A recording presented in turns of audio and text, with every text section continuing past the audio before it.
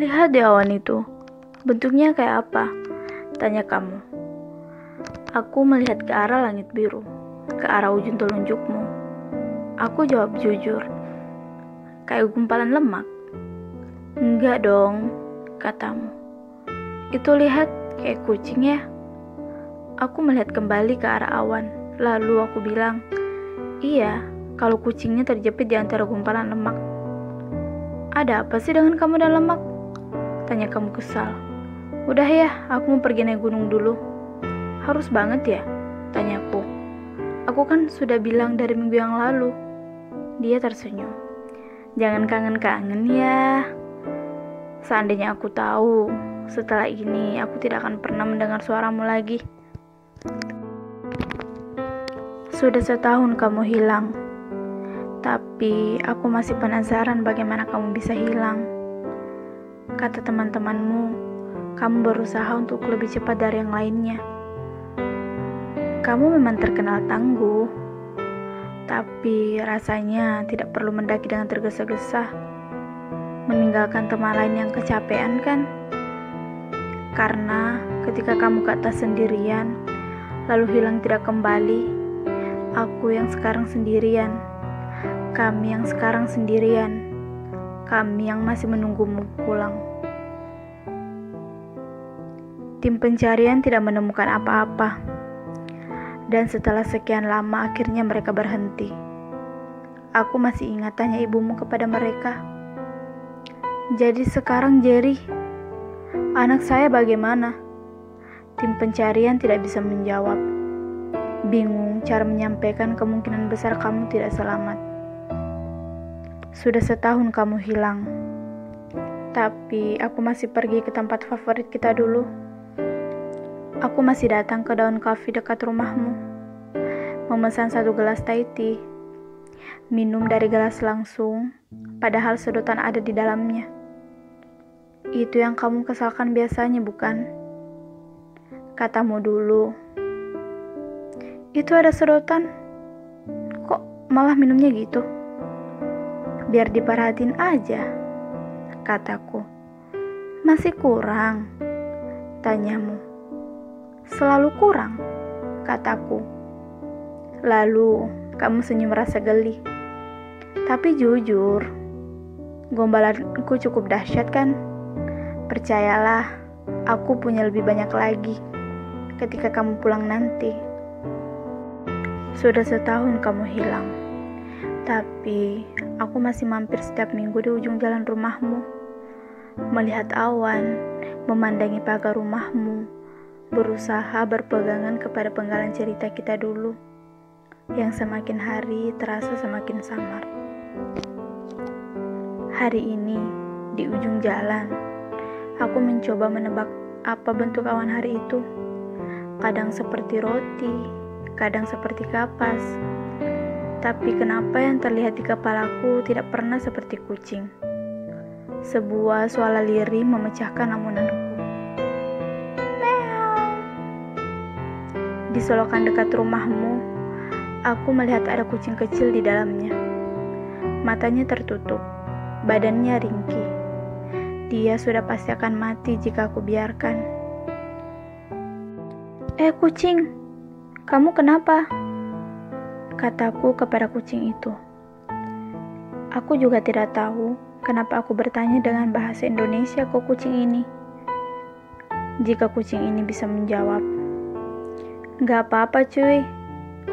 Pasti aku langsung bikin channel YouTube sendiri. Minta kucing ajaib ini ngevlog. Si kucing ringkih gemetaran, mencoba berjalan seperti agar-agar di tengah siang hari bolong. Dia lalu tergeletak, lemah. Aku membawanya pulang, membungkusnya dengan baju ganti di dalam tas. Aku bilang ke kucing itu, mulai hari ini, nama kamu Awan. Jujur, aku tidak suka kucing. Menurutku, mereka makhluk yang paling sulit untuk ditaklukkan. Kata orang lucu, tapi menurutku pandangan mereka terlalu dingin.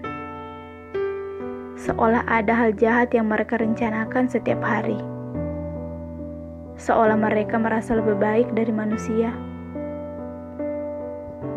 Tapi aku belajar menyayangi Awan, karena aku yakin ada yang mengatur pertemuan kami hari itu. Pelan-pelan aku belajar soal kucing. Awan suka mendengkur keras ketika dielus. Awalnya aku bingung, sampai harus bertanya kepada teman yang memelihara kucing. Ini kucing gue kok menggeram keras banget? Dia mau bunuh gue apa gimana ya? Enggak, kata temanku. Kucing kalau mendengkur artinya dia sayang. Cara yang aneh untuk menunjukkan rasa sayang, kataku. Lah, kalau ada kucing yang tiba-tiba bisa cium pipi pasti lebih aneh lagi, kata temanku. Sudah setahun kamu hilang. Tapi aku masih suka membaca histori chat kita di handphone. Awan duduk di pangkuan sambil melihat baris demi baris chat kita saling berbalas. Malam itu, aku sedang membaca chatmu kepadaku. Tentang kamu mengingatkan aku agar jangan sering-sering makan mie instan malam-malam yang aku balas, oke. Terus kamu nanya, oke doang. Lalu aku teruskan, oke sayang. Dan kamu balas, bagus. Lalu aku balas, bagus doang. Dan kamu jawab, bagus sayang. Betapa hal-hal remeh seperti ini bisa membuatku rindu sampai susah tidur. Awan jadi teman terbaik buat aku menjalani hari tanpa kamu. Paling tidak, di kantor ada kegiatan tambahan. Di dalam kubikul kecilku itu, di tengah-tengah jam gabut, aku bisa Google cara merawat kucing, atau 10 tanda kucing mau kawin, atau apakah kucing hendak menguasai dunia. Teman kantorku melihat ini dengan positif. Bagus deh, kamu jadi pelihara kucing, kata dia. Biar kamu tidak galau melulu, biar kamu cepat gemuk lagi. Memang, patah hati adalah diet yang terbaik. Tidak semua teman kantorku seperti ini. Ada juga yang seenaknya bilang, kamu kenapa sih? Sudah setahun masih berharap aja. Tidak mau cari cowok lain. Biasanya aku hanya membalas singkat, tidak. Dia malah bilang, sudahlah, anggap aja diputusin. Aku tidak menjawab. Seandainya dia tahu, ini tidak seperti diputusin. Ini jauh lebih sakit. Kalau diputusin, ditinggalkan, diselingkuhi, kita tahu orang itu tidak akan balik. Tapi kalau orangnya hilang, kita bisa apa? Ada dilema antara menunggu atau berhenti berharap, antara maju kembali atau diam di tempat. Kadang ada sih harapan kamu tiba-tiba datang mengetuk pintu di suatu sore dan bilang, ini semua hanya prank. Keterlaluan sih kalau begitu. Prank yang sangat niat, tapi tetap keterlaluan. Ada juga saudara jauh datang ke aku dan bilang, aku tahu kok rasanya kayak gimana. Lagi-lagi aku diam. Dia tidak tahu rasanya bagaimana. Orang bisa menunjukkan empatinya, tapi tidak ada yang tahu rasanya. Aku saja masih merasa kehilangan kamu sesuatu yang asing.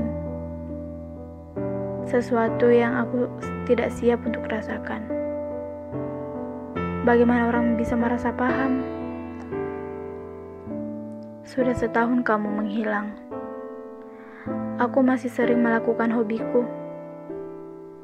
Jalan-jalan ke taman sambil membaca buku. Aku melangkah perlahan-lahan, sambil melihat sebongkah awan di atas langit biru. Awan tersebut bergerak perlahan-lahan, berarak-arak di tiup angin.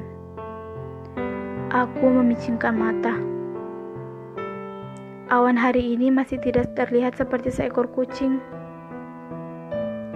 Namun, hari ini awan terlihat seperti sesuatu yang pergi menjauh, meninggalkan beban yang selama ini membuatnya berhenti, seperti seseorang yang bebas kembali.